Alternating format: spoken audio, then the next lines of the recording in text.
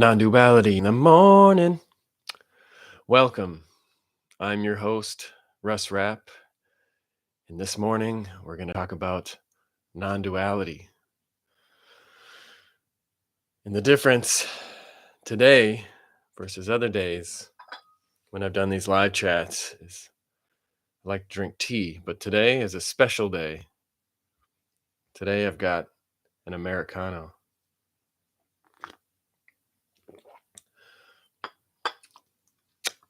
Porque me encantan los Estados Unidos. And I thought I'd start off with one of your comments as of recently from my tea drinking in my videos. And Daryl Sanders says that I agree that tea drinking is specifically the swallowing sound is completely annoying. So thanks, Daryl. This is for you. I'm going to start off with a little ASMR for you. I'm going to drink this, not the entire cup, just maybe a few sips directly into the microphone. So you can hear the clank of the plate against the cup. Okay, here we go. I'm going to take a sip.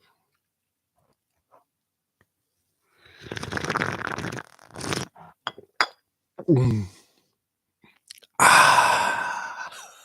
Let's try that again.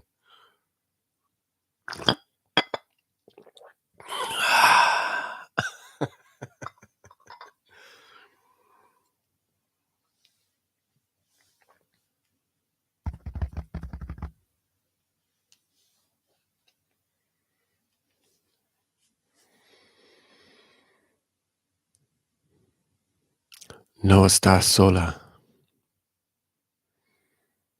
Estoy aquí contigo. Aunque estás lejos, estoy aquí. Quedarme. No estás sola. There you go. There's some ASMR in the morning for you. But I wanted to hop on here today, right now, in this moment. Maybe this is the evening and the nighttime if you're watching this after the fact. But, what is time? In other places in the world, it's not the morning, it's the evening, simultaneously happening in this very moment. Depending on where you are in relationship to the sun, in the rotation of the earth. But I wanted to do this live chat here right now because the one I did yesterday, the day that also didn't exist, the chat function did not work. And so I was disappointed in that. And so I was hoping to hop on here and see if there's any early risers, the early bird gets the worm type of folks that are on here, maybe still in their PJs like myself, drinking my delicious Americano.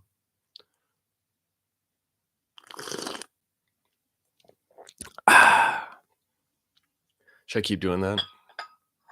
How many followers am I going to lose if I keep doing that? The slurping is probably the best part. So I'm hoping there's some folks that want to join in on this wonderful morning's live chat about non-duality. I wanted to keep it real. Rolled out of bed, didn't do my hair, didn't put on makeup or anything like that, just to be as real as possible. That's how I roll. But I did want to talk a little bit about what we discussed in the last video of non-dual haters back off. I talked a little bit about my website that I had in the past called Coalition Viral, and my my passion while I was speaking about it was pretty minimal. I kind of just glossed over it, but I do think it is quite interesting, even though my body language and tone did not express that. Um, Specifically on the whole idea of growth of reality of the world that we perceive, of development, from a personal standpoint, we look at the individual and the growth of the individual, but we also grow as a society, as a culture. Um, and what does that look like? What does that appear like? So I know there's other people that discuss growth, whether it's the folks that talk about spiral dynamics, but I know Ken Wilber, um, in his book, A Brief History of Everything, talks about this, and throughout his body of work about all quadrants, all levels, breaking up reality into four different segments, if you will, to kind of show how um, things change over time, and discussing the internal, external, singular, plural aspects of reality that are ever present.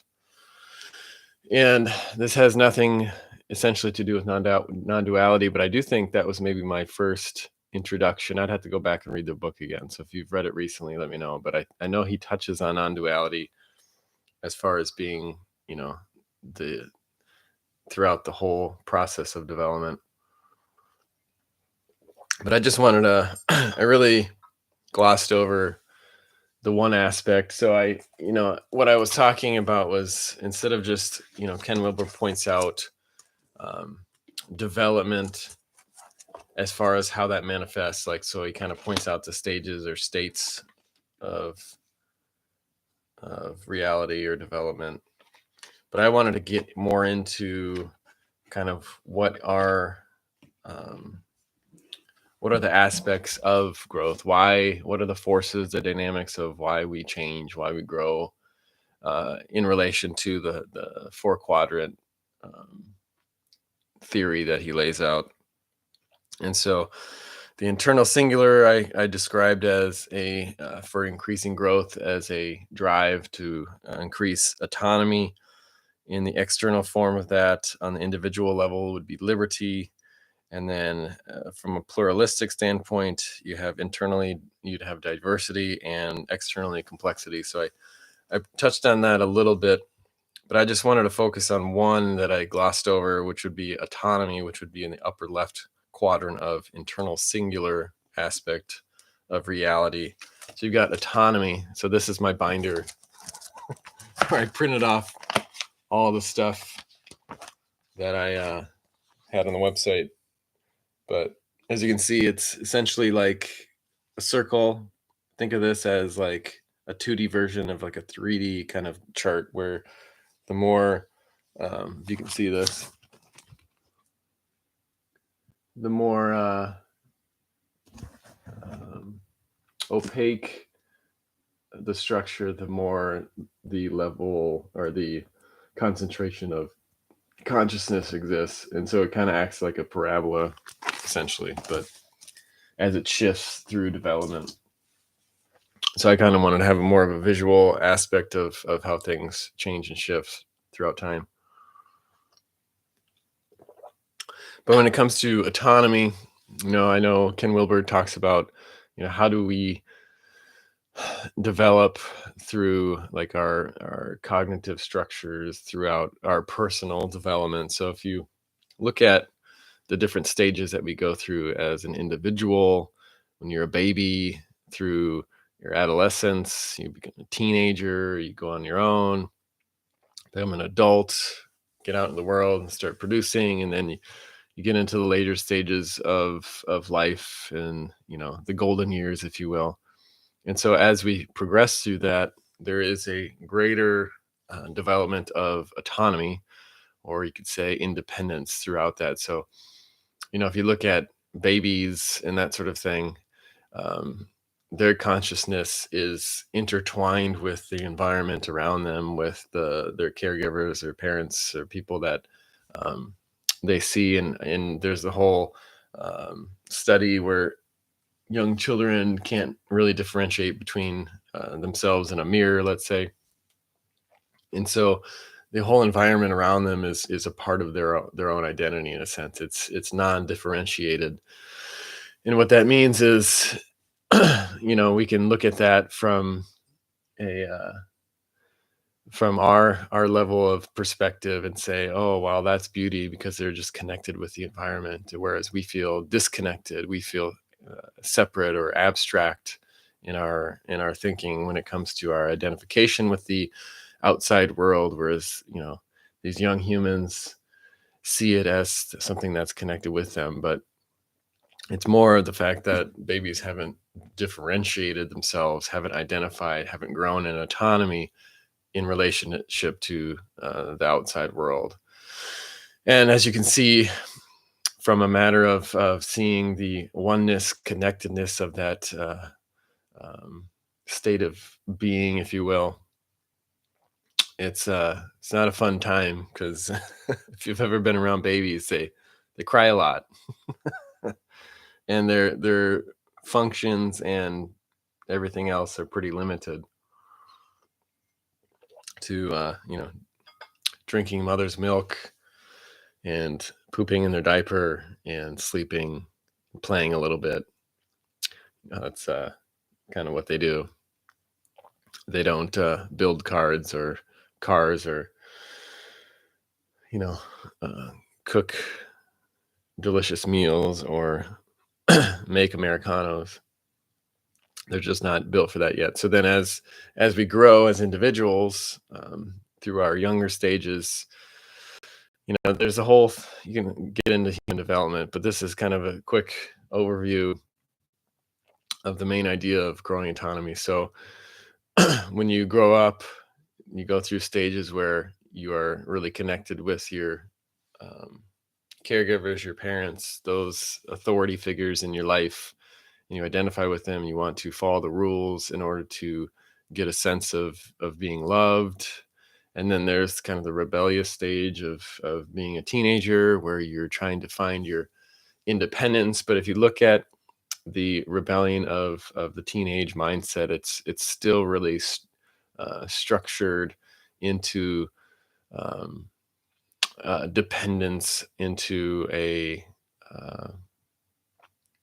so it's like, I'm going to be a rebel, I'm going to smoke a cigarette. And so even when I was growing up, I thought that was silly because you go and you smoke a cigarette, all you're doing is just being a pawn in the game of big tobacco, if you will. And so you're just buying into something, or you're dressing differently, but you're just trying to be like everyone else in that niche that you think is uh, gives you some sort of independence. So it's kind of like a superficial independence, but it's a way that we learn how to function independently as ourselves, apart from those institutions or relationships that we've kind of originally attached to. And that continues to happen throughout life. We go on our own, we move out of the house, hopefully, and we find work, we live on our own, we develop our own patterns and habits, we question, we change, we grow. And then as we grow older, we look at our life oftentimes as a whole, and try to change that which is not benefiting us, looking at those structures that maybe were something that we weren't honoring our journey in the way that we would like. And so throughout all that, we're growing in autonomy. And the reason why I wanted to bring that up is because, as we grow as individuals, as we develop, as a culture, as a society, there's ever increasing independence, ever increasing autonomy of the individual. And so if, as we move through different stages, as we kind of, our center of gravity as a society shifts more into a egalitarian collective type of a mindset, oftentimes what happens is it looks at previous stages and says those are bad and we're the best stage and we need to obliterate the stage that came before, because that's the biggest threat to our identity, is the stage that came before, because that's what we're trying to um, move away from, get away from, um, disconnect from, separate, unattach. So we do that as a way to grow. So how do you change? How do you develop? Is you have to um, move away from the past identity, from the past self or the past culture. And so there's a reaction to it. And so, if you look at spiral dynamics and what that teaches, I think our center of gravity of the number of people in the population is shifting to the green meme, if you will. And I'm just going to gloss over it. So if you want to look into it, it's spiral dynamics. It's interesting stuff when it comes to development and moving away from the yellow color of individualism, of kind of the American way of thinking. And so with that, with the more, you know, collective, more of a worldview that's greater outside of the identity of being in a nation, in a country. We have a more world centric versus a nation centric mindset. The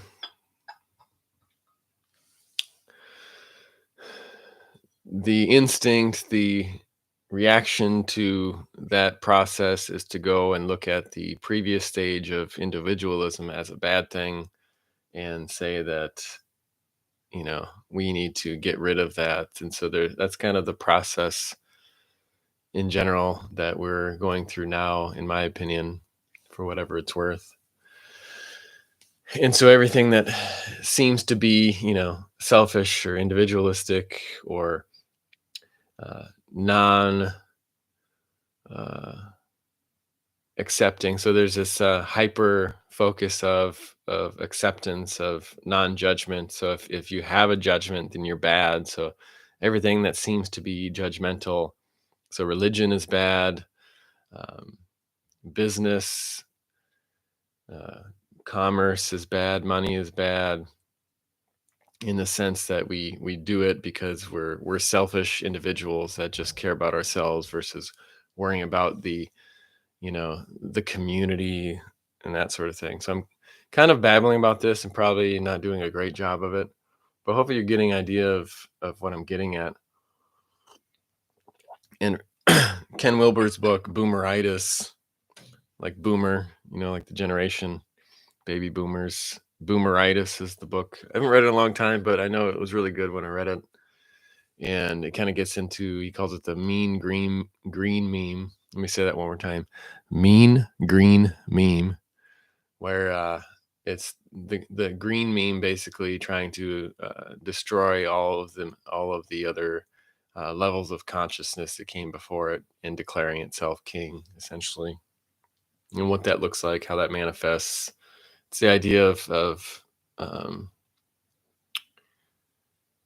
like postmodernism, getting rid of modernism.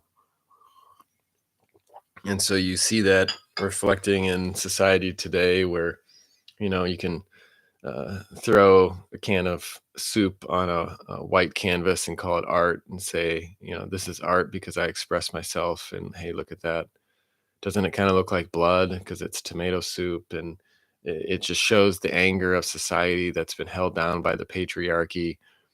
And that's compared on the same level as like Leonardo da Vinci or any of the other great artists of the past. And to some extent, yes, it's art, but from another perspective, it's not. It's not even comparable. So that's just one example of the mean green meme of trying to hoist itself as the god of the world above all else. And so saying the Constitution is outdated or individual rights are bad. So really, if we want to develop as human beings in a positive and beneficial way, we will transcend and include, as Ken Wilber calls it, the stages that came before. And so it's not getting rid of individualism in the new stages of more of a collective world-centric mindset. It is actually becoming more hyper individual, which you see in certain respects in positive and negative ways today. The focus on the self, the focus on the non-self, taking selfies, talking about yourself, having my truth, focusing on all like my labels and identities that I claim to have. And yet, so this non-duality mindset is saying that I'm my label is a non-person. So it's even more hyper individualistic. And yet, um, the flip side of that is saying that if you don't honor those identifications, then you are bad, and there's a judgment to that. So if you are claiming, one thing that is outside of the worldview, then you're seen as a bad. It's seen as a bad thing. An example of that, so it's, we need to allow, like, free speech is a good example of something that um, is part of our culture, especially here in the United States with the First Amendment and stuff like that, part of our Constitution.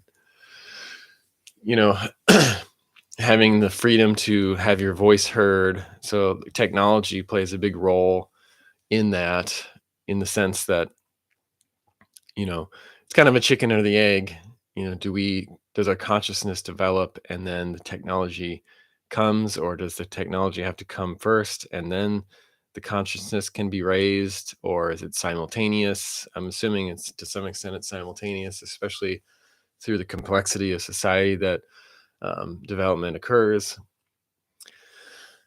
But when it comes to freedom of speech, it's like, we want to have every voice heard, especially those that are marginalized. And so the beauty of technology is I can be on here, if people are interested in what I had to say, I could essentially build a following and be speaking to thousands of people uh, live in the corner of my bedroom, sitting on the floor, drinking an Americano, and have the power to influence or make change in the world just by sitting here drinking a tea. It's not tea, Americano. Sorry, that's force I have it. As my cat comes over to investigate.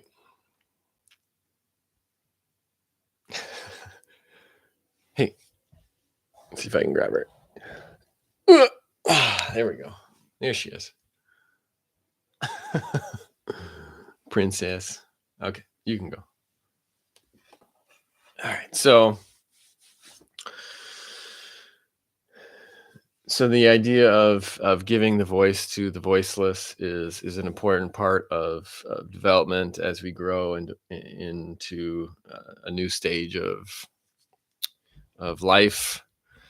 And yet the other flip side to that, the negative side of development, is saying that, well, if it's actually going against the idea of freedom of speech. So if you are um speaking about, from a judgmental standpoint, or you're saying something that's religious that I don't agree with, or there's a political opinion that I don't like, or there's information that you're presenting that I question and I don't necessarily agree with, then we need to shut down. We need to censor your voice, because it's something that isn't part of the um, puppies and rainbows, the kumbayas, the songs by the fireplace, or the you know what I'm saying. So if you're not doing that as a according to my opinion, then you're bad and that you should not have a voice. And so it's instead of giving more freedom and opportunity to have a conversation, to have a discussion, it actually gets shut down in the name of growth, in the name of development. So you can see how the mean green meme is manifesting itself in the world that we live in right now. So that is a little bit on kind of Ken Wilber, spiral dynamics, my take on it. If you go back in the Wayback Machine online, you can find Coalition Viral and read a little bit more of what I put together. As I said before, it did not go viral,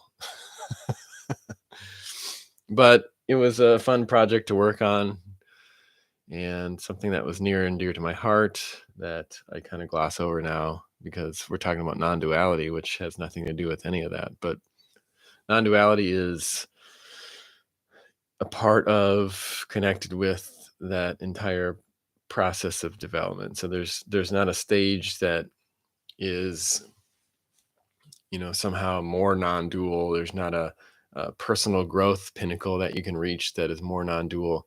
However, there's most likely, as we develop, as you get closer to having a universal mindset, as you develop through this idea of growing in differentiation or separation, but seeing the interconnectedness, the non-duality, the non-dual aspect of that development, then there's like a deeper connection to the meaning of non-duality. You can maybe express that a little bit better for whatever it's worth, for whatever I know. But that has nothing to do with non-duality. So there's this assumption that you have to be a certain way or know or have some sort of level of development or, get the card that says you're officially a non-dual master or complete the course in Miracles and that sort of thing. But there's no prerequisite to non-duality. It is what it is. It is this. And that's that. So there's no, but I think the reason why, if you look at people that are talking about non-duality, oftentimes it's probably not teenagers because they're still trying to find their identity, not necessarily get rid of it. But I'm sure there's even a smaller niche of teenagers that are interested in this topic through the process, through the lens of shifting away from what has come before, just like we all do in our development. But I think older folks that reflect on their life, reflect on the habits and the choices that they've made in the past, oftentimes utilize non-duality through understanding the futile nature of our attempted control of the environment, of our separate self, or going through struggles and seeing that you fail at every turn, that you can never really control the circumstances that you find yourself with. So how do you deal with that? And that maturity, that wisdom comes with age oftentimes. So that's where, there's maybe not as many young people that concerned about non-duality because they're busy being concerned about other stuff and living their life. And that's great because it changes nothing of the reality or the truth of non-duality. You don't have to listen to these live talks or any speaker talking about it to somehow gain something or not. But that's why, maybe through this process, people ask me a lot, why do you do these live talks when it's about nothing? Well, it's always about something, but it's never about non-duality. I'm always saying something. Words are coming out of my mouth and I'm trying to explain something. But non-duality exists, period, full stop. Whether I say things or not. So it's oftentimes I'm saying other things that maybe you find benefit for, maybe pointing to the illusion, to the magic trick, to the habits that we hold on to, the attachments that we have, maybe will help you see through them, see them for what they are. Because every level of development, whether it's personal or cultural, there's always the emptiness throughout that. So um, there's no hard and fast um, absolute reality of any of the stages or situations that you find yourself in. So that's scary and unfortunate for the separate self when you want to hold on to that, you want to grasp it, you want to make it a thing, you want to make this moment last forever. You don't want to continue to move. You don't want the flow, the ebb and flow of life to continue because that's scary. So you want to grasp onto the world and with all your might, you want to hold on for dear life because it's a scary place where you're just a small little speck of dust in the grand scheme of things. It reminds me of a dream I had when I was really young, and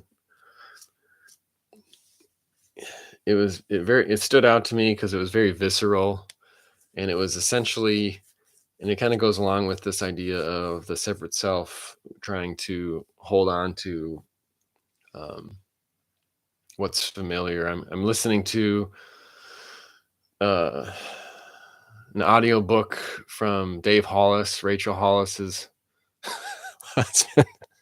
That's his identity. That's his identity. He's Rachel Hollis's husband, because that's a whole other thing. You can get into that, but my wife was more interested in that storyline. But I read Dave's first book, and I'm listening to his second book and talking about their divorce that apparently was going on as they were giving marriage advice. That's why I keep it real here. That's why I drink Americanos and just babble and say whatever, because it lifts the veil of um, uniqueness of trying to attain something, because then it's like, well, why am I listening to this? Because there's just some guy, like, he's not special. Like, I want to be special. I want to be like the guru. I want to be like the master. I want to be like the great teacher that everyone follows, because then, I will be loved, or whatever, thing that we're seeking or trying to obtain. But when it comes to Dave Hollis's story, um, where was I going with that? Oh, yeah. So he uses a metaphor throughout the book. I don't know how far I am into it, maybe a third of the way.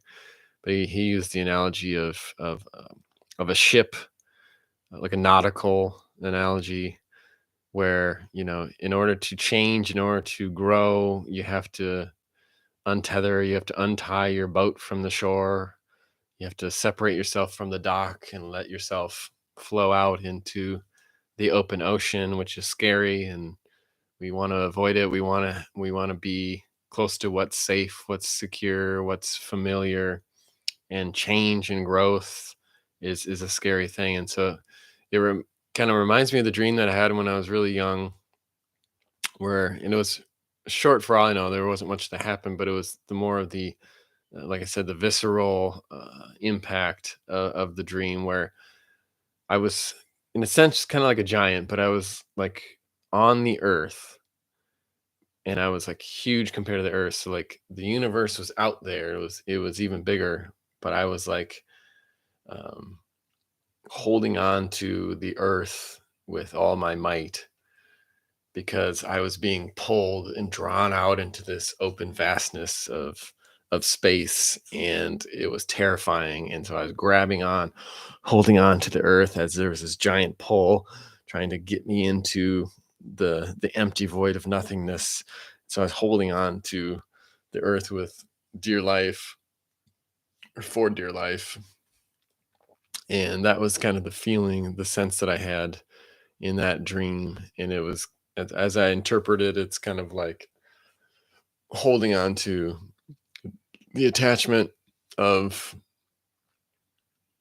the familiar, of not wanting to go out into the unknown, explore the big, vast universe, the world, where we're just, because even though I was, I guess, a giant in relation to the size of the earth, I was really small in relationship to the size of the universe. And so that was the kind of the metaphor of the dream of um, being scared to go out and let go of what is known. And so that's where oftentimes there's a reaction to the message of non-duality, because it points out those connections, those attachments, and through that awareness, then there's this opportunity to make a different decision, to make a different choice. And so that, oftentimes we talk about free will and fate, or choice versus destiny. And I think to some extent, both are true depending on perspective. Um, the identity of nothing or everything, um, the whole question becomes kind of a joke, becomes silly when you ask it, because it's just an attachment to some identity compared to everything else. But when you look at those things that we identify with, and you somehow now realize that you're living a script or an illusion or a lie, whatever you want to call it, then you're faced with the choice of, or the perceived choice of choosing differently, of going down a different path, and that can be scary. And so there's no need for that. You don't have to push away from the dock. You don't have to go out into the big unknown. You can still hold on to those habits or identifications that you have, if that's what needs to happen in the moment. But the opposite could happen as well, and you can journey out into the big scary world doing God knows what. And so that's where duality is pointing to those attachments and offering the opportunity for change to something, as opposed to something else, because it's always a self-object relationship of me versus the world, and vice versa. And when the identification is everything or nothing, then the change itself is seen as immaterial or meaningless, essentially, but only to no one. It's always meaning. It always means something to someone, if that makes sense. So let's just say it like this. Here's the thought experiment for you. So if you were everything, if you identify as everything, as the aliveness of the world, then what is changing? Nothing, because it's all you. The absolute nature of being everything means that the change that is perceived makes no difference, has no consequence, if you will, because it's all you. So that's kind of what the message of non-duality is pointing to. And the separate self, the abstract mind, hears that and dualistically tries to interpret it as something that it can understand. And so what happens is you hear this idea that you are everything or nothing, and that everything is meaningless, and we give life the meaning that it has. And so we use that as a banner of a belief of um, nothing has meaning. So that becomes something tangible that we can hold on to, that we can attach to. And so we say things like everything's a belief, or nothing has meaning. And so we can attach to that. And then all of a sudden we go through a perceived process of questioning our life, questioning the purpose of life, trying to find the meaning of life, and maybe having a rough time because nothing seems meaningful, everything seems meaningless. And yet it's just an attachment that we have to this belief of the meaningless of not life. And so, non-duality is both real and unreal, is both true and untrue. And so we we can say that life has no meaning, which is just as true as saying life has all meaning, or has some meaning. Life has meaning, life has no meaning. It's just words. It's just something that we can say to believe in. But in a sense, they're both true because we give life meaning as a separate self. And so we constantly identify as a separate self. And so um, we always give life meaning. So it does have meaning to us, but in the big scope of things, it has no meaning. But that doesn't matter to someone that only has meaning or cares about meaning. And then it becomes something that is only important to us. So if you say, well, but what about those people that lose their identity? They have an awakening, an enlightenment that is infinite. I want to have that. How can I become that? Then it becomes all about me achieving some sort of state of reality, some sort of stage that is ever eternal. And so it's yet another magician's trick to say that I can have this identification as a no person, as a no one, as a uh, non-self, and that somehow means that I'll be free. But it's always about you having that. So it's um, getting liberty or freedom from the separate self as the separate self, or freedom from the ego as the ego, however you want to describe it. But I do have a chat I'm super excited about. It's Ajith Kumar. Ajith says, "Hi, sir." I say, "Buenos dias." I spoke a little Spanish earlier today. But, I do want to have a quick gripe because even though I'm a non-dual guru, I do have feelings. And I've been doing the app Duolingo for over 4 years now, 4 años. And it's been super glitchy lately. Like I'll go on there to do some lessons and it'll just shut off like constantly. So like I almost didn't get in my XP, my time yesterday because it just kept shutting down. And I tried doing it this morning prior to this video and it just shut down and it's really disappointing.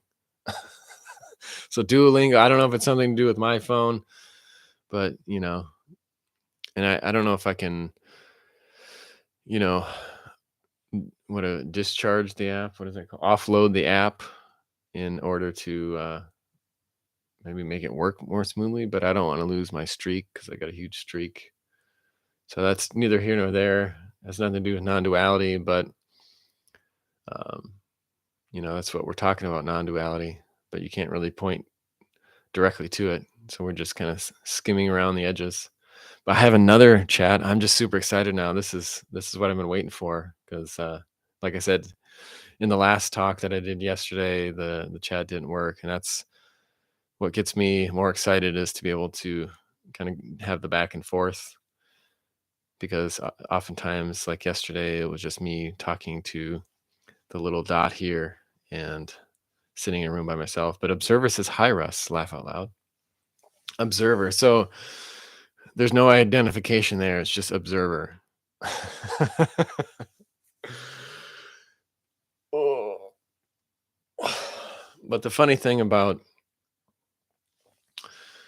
this idea of the observer, even listening to observer says, "You do well regardless." Oh, gracias. Even I know in the audiobook from Dave Hollis, which is his second book, which I don't even remember the name of, Rachel's husband. Observer says, yes, that was the point. So in his book, he's getting into how he went through a divorce and he got a new therapist that had a kind of a focus of therapy, IFS. I can't remember what he called it. I'm super prepared for talking about it, but essentially it's kind of seeing your identities as a part of you. So one of the things he said in his book is, when you're talking about your feelings, instead of saying, "I feel that I'm mad because you're stupid,"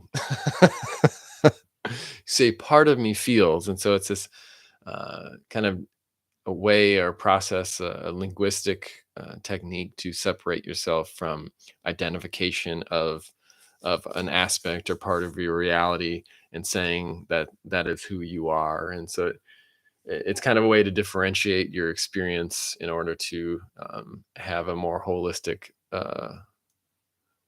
approach to life as a way of putting it all together. And he talked about kind of, it's like this idea of seeing emotions and thoughts for what they are, and they're not necessarily you, or not necessarily fully true. And so it's kind of a non-dual approach, or has aspects to the concept of non-duality, of disidentification with yourself and the attachments of your personality. And he said something to the effect of, being the observer of those thoughts, observer of the feelings, or those sensations or experiences. But the trick that I would argue about is what happens is, and I talked about this yesterday, as far as the idea of non-duality as a metaphor of dreaming. There is no dreamer. There's just dreaming, as Paul Hederman would say. But when it comes to um, observing your thoughts and feelings, even though there's not uh, maybe a mental attachment there, the attachment has already happened. And so we try to define what we are as the observer as ourselves, but the observer self is just another attachment. And so that's, I think, one of the key aspects of non-duality of or meditation, is seeing that um, the awareness, the consciousness of the attachment to the observer. Because in a sense, unless you're reading people's minds, the only thing that you're observing are your thoughts, this mind body, this meat sack's thoughts, this ghost in the machine. You're recognizing that, and that's your focus. And so recognizing the observation is very um, self-centered, if you will. And so that observer self that is observing what's happening as you sit in stillness is still an identification, and not, because then it just becomes a game of trying to become that thing that we think is somehow um,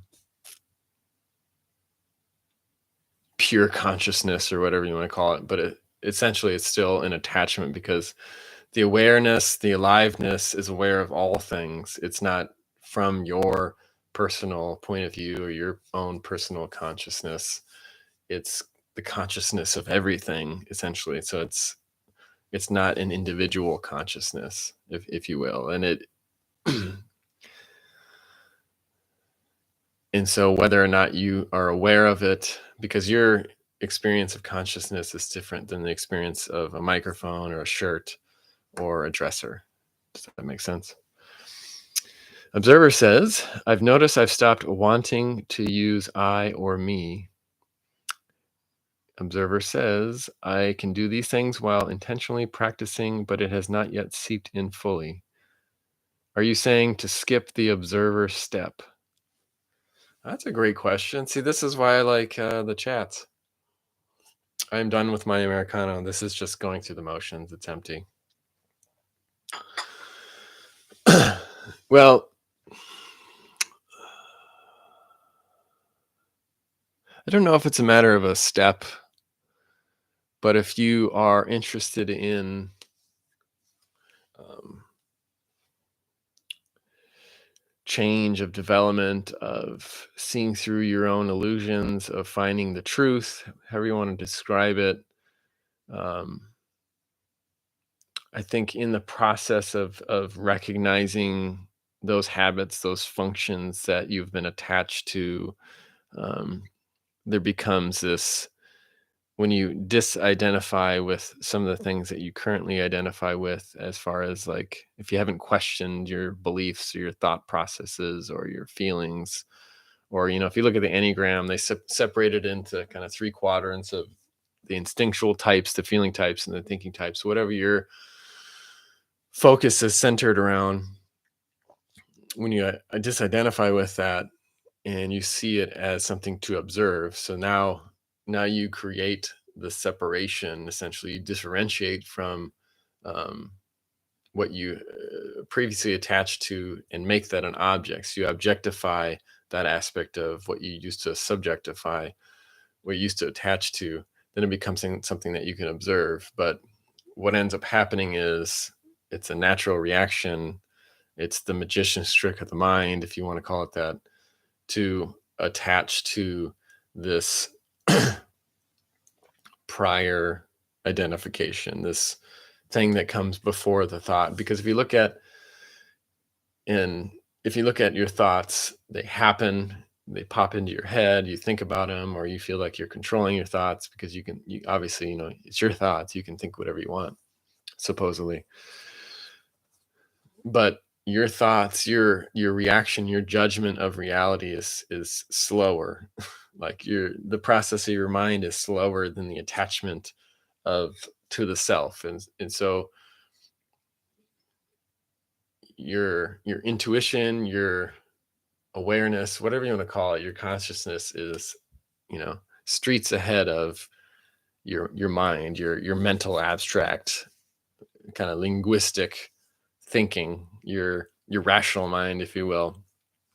And so it's kind of like when, let's say you're in a car accident, you're driving along and something happens, something hits you, your body and everything reacts way quicker than your mental interpretation of it. So you're going to be like, oh, I should turn the wheel to get out of the way of that, but you're already doing it. So, but the mind always wants to think that it's primary and comes before everything, but it always comes after it because it's super slow. And so when you recognize your mental processes, you look at how you interpret life through language, then you start to identify with naturally as that which is seeing that. But that which is seeing that is still part of your identification. And so I don't know if I would describe it necessarily as a step. Um, it's part of seeing how the separate self functions, if that's beneficial, but it'll continue to do that because that's what it does. And that's the speaking in banalities. Observer says, observing has gotten me to realize who I am not. Yes, I have seen that in my experience. Yes, I mean, there's many ways to seeing who you're not, I guess. And that's part of personal growth in order to disidentify with that which you're not. So it manifests in different ways. And that's why, it has nothing to do with levels of development or stages or whatever, because depending on where you're at in your experience, like a teenager, seeing that, I don't identify with how my parents live their life, so I'm going to dress this way, or I'm going to identify with this behavior, or I don't care about school. I'm going to go be cool and be in a band or whatever, the cliche teenager type of thing. That process of undoing what's attached to is part of that stage of development. And so it manifests in different ways, but that isn't any like being in a further stage of development isn't any different as far as being more non-dual or whatever, even though it can be seen as a way to describe non-duality in a um, more, I guess, on point way. Like I think, if you look back in history as far as cultural um, civilizations develop, if they're in the mindset of like a magical thinking of, dragons and potions and spells and all that, in a sense of that more of a natural nature type of a focus, the interpretation of non-duality would be different than it is today in a world of technology and individualism, if that makes sense. Kanul Shah says, what's your opinion about Buddhism? I guess my opinion is, I knew a woman in college who became a Buddhist. Oh man, what was her name? If you're watching this, I'm sorry, I can't remember your name offhand. She's really blonde hair. She was in our philosophy class. Yeah. She was pretty cool, but then you move on. That's about my opinion of Buddhism, because I guess I can say that I don't know much about Buddhism other than the real superficial stuff that everyone knows. Kunal Shah replies with, what is your religion, sir? Well, sir, my religion is Christian. I have a Christian background. I subscribe to the Christian faith. My belief is in Jesus Christ. I like to read the Bible. That is my religious identification. And if you read the Bible from a non-dual perspective, there's a lot of good stuff in here, especially, what's the book? There's one book that is all non-dual. Let me find it as you're thinking about what to say. Oh, it's almost, okay. We're getting close to, let's see. I'm going to make some orange sour cream muffins this morning.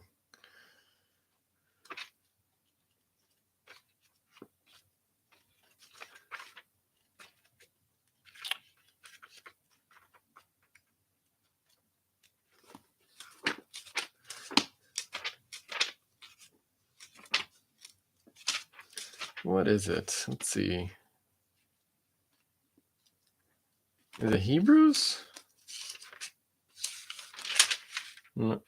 No. Is it James?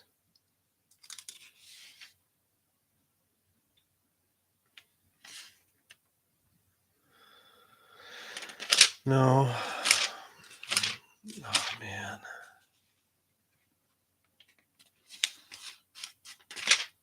I'm going to find it. You're just going to have to be patient.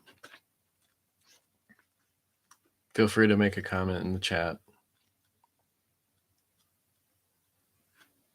I've read from some of it in the past, and so, it's because I'm of the non-dual mindset that I can't remember, because the past does not exist.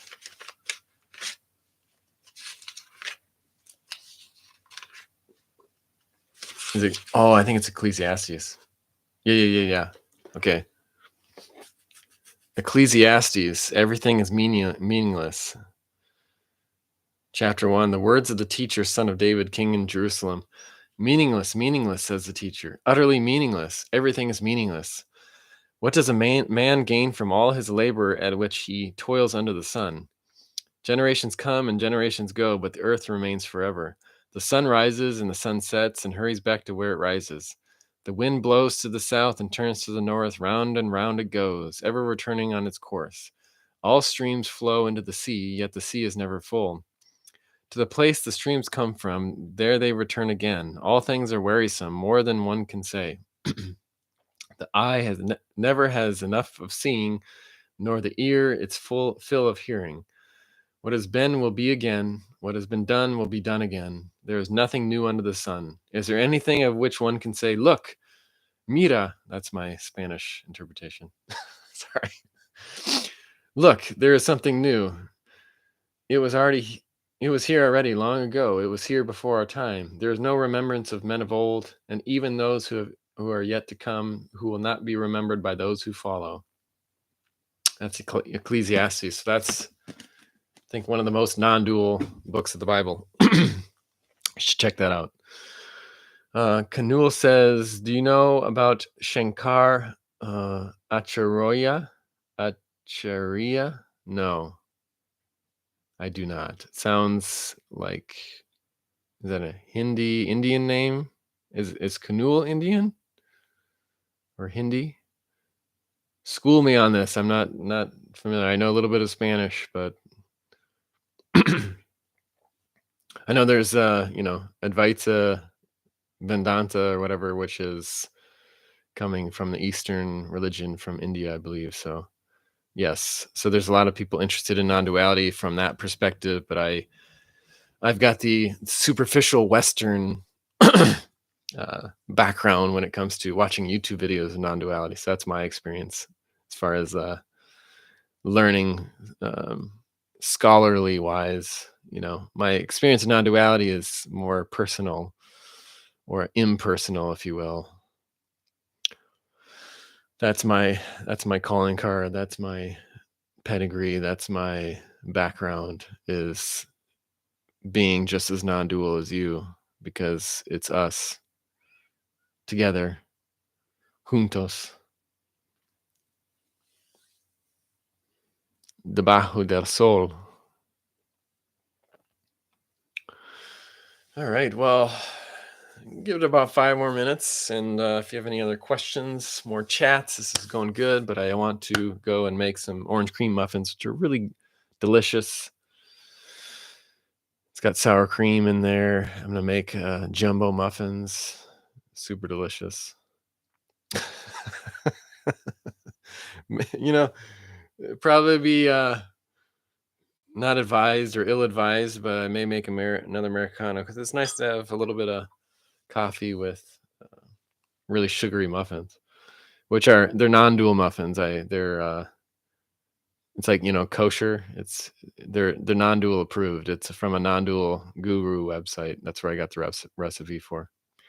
I'm joking.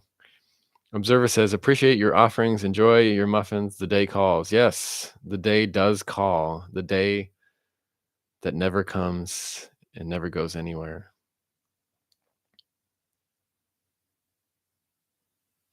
Uh-oh, Kanulo's retracting his messages.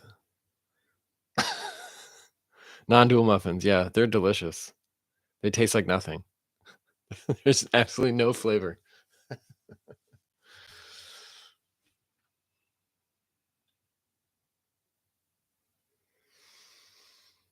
I can do some more ASMR.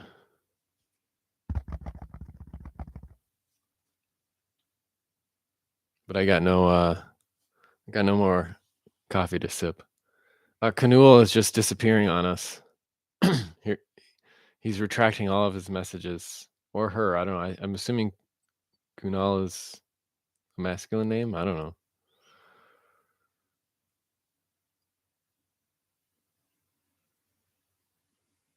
It's all disappearing.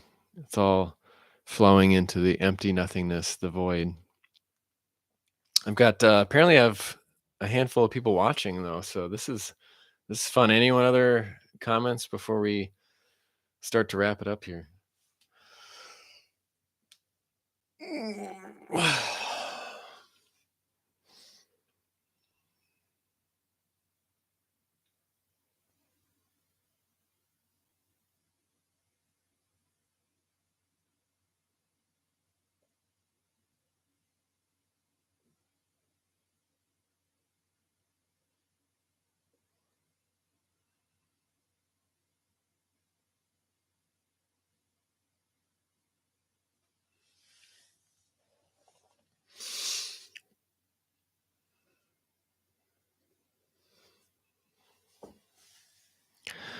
There is no person.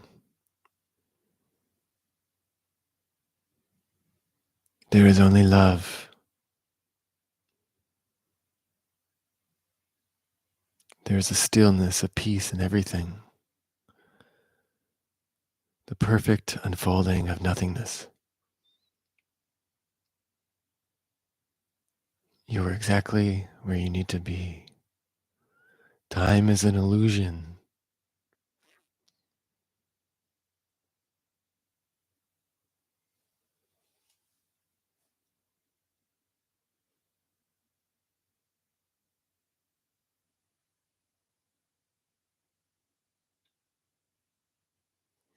Everything that has a beginning has an end, Neo.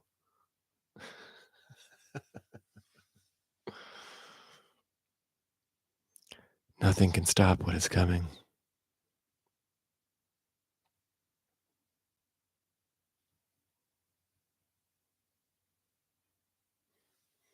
So now we got 5 people watching. Any other comments? Otherwise, I'm wrapping this up here. I'm glad I did this because we got some activity, and that was fun. So I appreciate everyone joining. If you just jumped into this because you're scrolling and you saw that there's a live thing about non-duality and you're new to my channel, feel free to subscribe.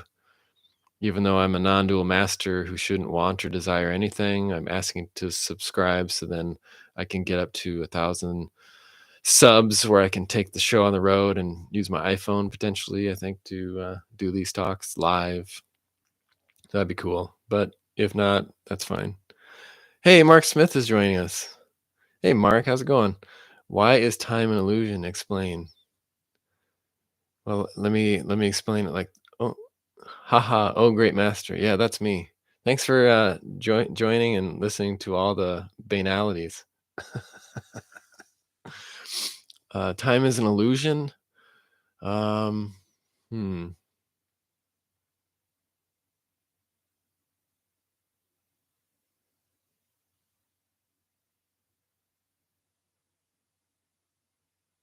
I guess it depends on your identification. So we identify as a self, as subject versus object, us versus the world, and so that relationship to others as we move through time is what creates the sense of time.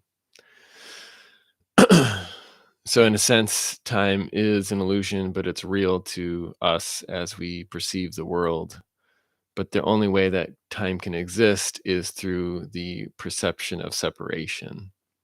Because if that separation is not there, then time is irrelevant or meaningless, because two apparent objects moving through time, meaning they change in relationship to one another in space, so the time-space continuum, through the attachment of one versus the other, there's a perception of time. So there's me, everything else is moving around me, and there is the perception of time. But in a sense, time is an illusion to no one. But since we can't fully become known as a someone, the idea that time is an illusion is meaningless, if that makes sense. So time is never an illusion to the separate self, and that's why you can only point to non-duality, point to the idea of the illusion of time, describe it with words, but it all falls short and is meaningless to that which is seeking an answer to the question. So I would say to you, time is not an illusion, and you can agree with that. But you can't really agree with time is an illusion because you can't believe it. You can only know it through faith. Mark says, I can explain if you want. Mark says, good, getting somewhere now. Yeah, well, I think there's quite a lot of expectation, Mark, on your side as far as the how this is going to be a mind-blowing session about non-duality.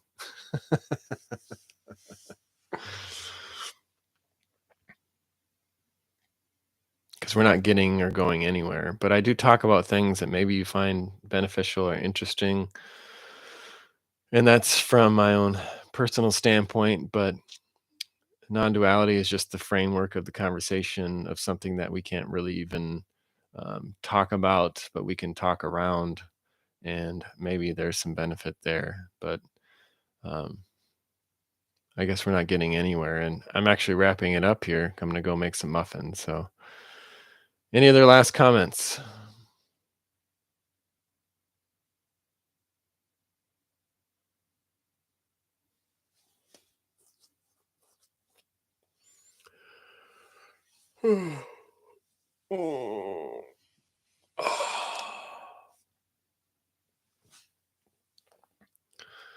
Oh, everything is just alive. Everything's aliveness.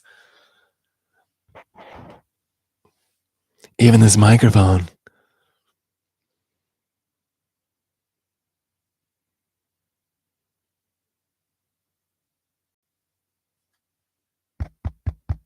Anyone there? Hello?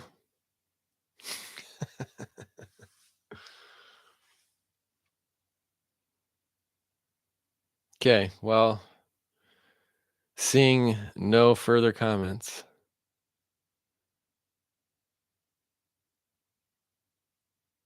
Nope. All right. I just want to say thanks for joining. Tengan un buen día. And maybe we'll do another one of these. Maybe we won't. You'll just have to wait and see.